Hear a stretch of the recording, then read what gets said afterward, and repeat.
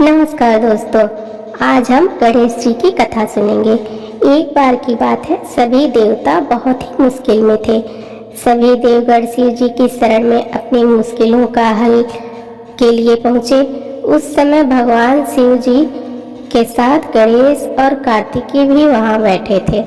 देवताओं की बड़ी मुश्किल को देखकर शिव जी ने गणेश और कार्तिकेय से प्रश्न पूछा, तुम में से कौन देवताओं की मुश्किल को हल करेगा और उनकी मदद करेगा।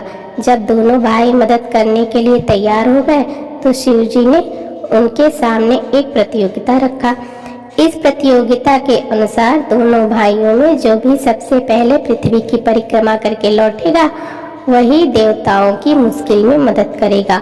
जैसे ही शिव जी ने यह बात कही, कार्तिकेय अपनी सवारी मोर पर बैठकर पृथ्वी की परिक्रमा करने चले गए, परंतु गणेश जी वहीं अपनी जगह पर खड़े रहे और सोचने लगे कि वह मूषक की मदद से पूरे पृथ्वी का चक्कर कैसे लगा सकते हैं। उसी समय उनके मन में एक उपाय आया।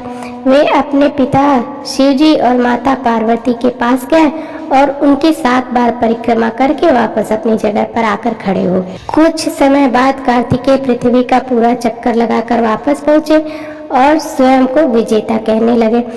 तभी शिव जी ने गणेश जी की ओर देखा और उनसे प्रश्न किया, क्यों गणेश, तुम क्यों पृथ्वी की परिक्रमा करने नहीं गए।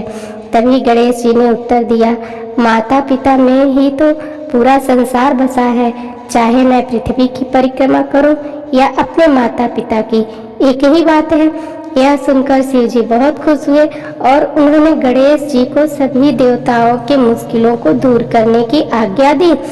साथ ही शिव जी ने गणेश जी को यह भी आशीर्वाद दिया कि कृष्ण पक्ष के चतुर्थी में जो भी व्यक्ति तुम्हारी पूजा और व्रत करेगा उसके सभी दुख दूर होंगे और भौतिक सुखों की प्राप्ति होगी। तो बोलिए गणेश जी की जय। तो प्यारे भक्तगणों, कहानी कैसी लगी कमेंट बॉक्स में जरूर बताइएगा। धन्यवाद।